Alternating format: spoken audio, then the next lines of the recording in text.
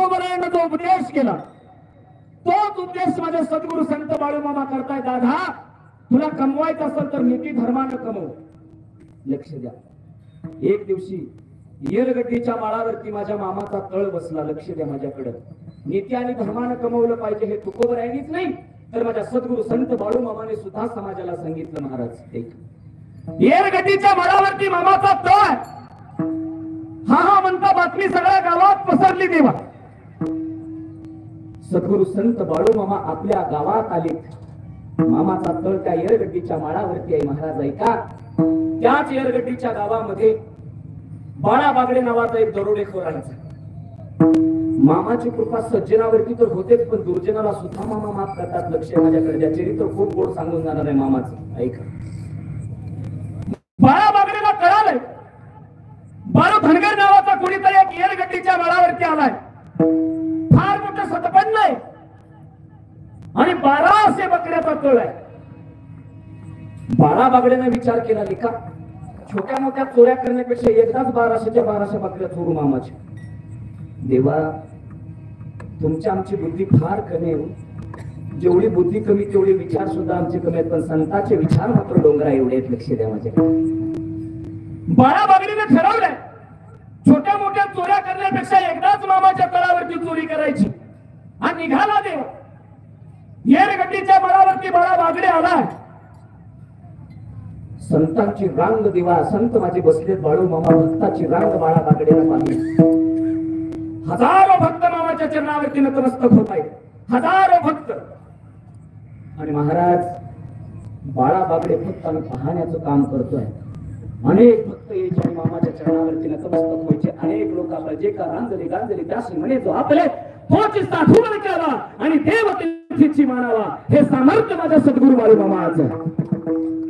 महाराज लोक नतमस्तक व्हायचे. बाळा बागडे फक्त पाहीचा दिवा.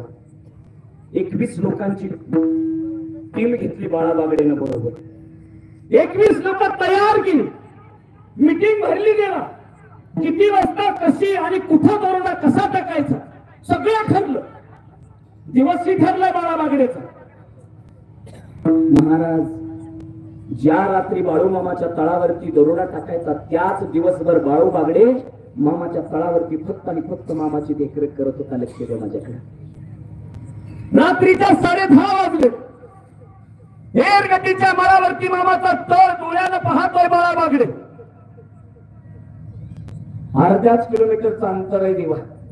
21 लोकांची टोळी निघाली दरोडा टाकायला. बाळा बागडे दरोड्याचा मेन आहे. 10:30 वाजल्या देवा. 11 वाजल्या तरी मामाच्या तळावरची गर्दीच कमी होईल.